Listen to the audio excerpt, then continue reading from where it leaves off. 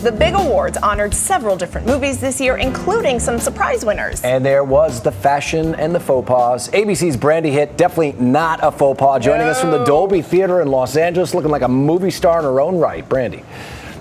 Oh, wow. Good morning, John and Diana. Thank you very much. I have to tell you, talk about a wonderful time here covering the Oscars. Hollywood's biggest stars took to the stage to really honor the biggest films of the year, and the biggest award of the night, Best Picture, went to Argo. From high-end fashion on the Oscar red carpet, we saw your boobs, to host Seth MacFarlane's red-hot opening number. Are you okay? I am now. Where he first mocked his own dark sense of humor, then turned on his high-class charm. It was an exciting kickstart to the 85th Annual Academy Awards. Christoph Waltz, Django Unchained's Christoph Waltz won Best Supporting Actor, and Best Supporting Actress favorite Anne Hathaway also won her first Oscar. It's just been such an honor. Thank you.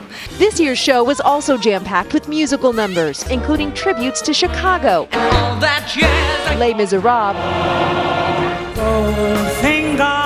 and the 50th anniversary of James Bond, with Skyfall and Adele taking home the Oscar for Best Original Song. Paul Letworth for, oh God, believing in me all the time. Best Director went to Ang Lee. Thank you, movie god. Silver Linings Playbook's Jennifer Lawrence won Best Actress. You guys are just standing up because you feel bad that I fell, and that's really embarrassing, but thank you. This is nuts. And Best Actor went to Daniel Day-Lewis. 3 years ago, before we decided to do a straight swap, I had actually been committed to play Margaret Thatcher. Then the award everyone was waiting for, Best Picture. Argo. I thank everyone in the movie, on the movie, worked on the movie, did anything with this movie, gets thanked.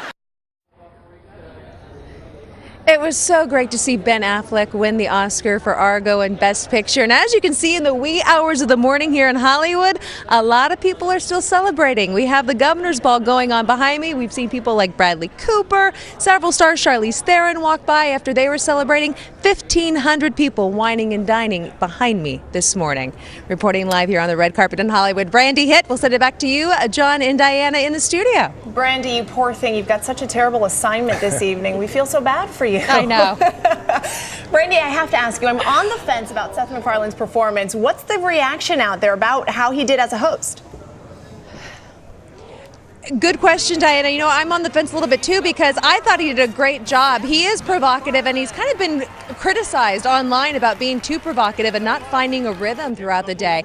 There's some people who've taken to Twitter saying he did a horrible job. One person writing, "My 9-year-old doesn't think he's funny." What happened to maybe Tina Fey and Amy Poehler taking his spot because they weren't really happened?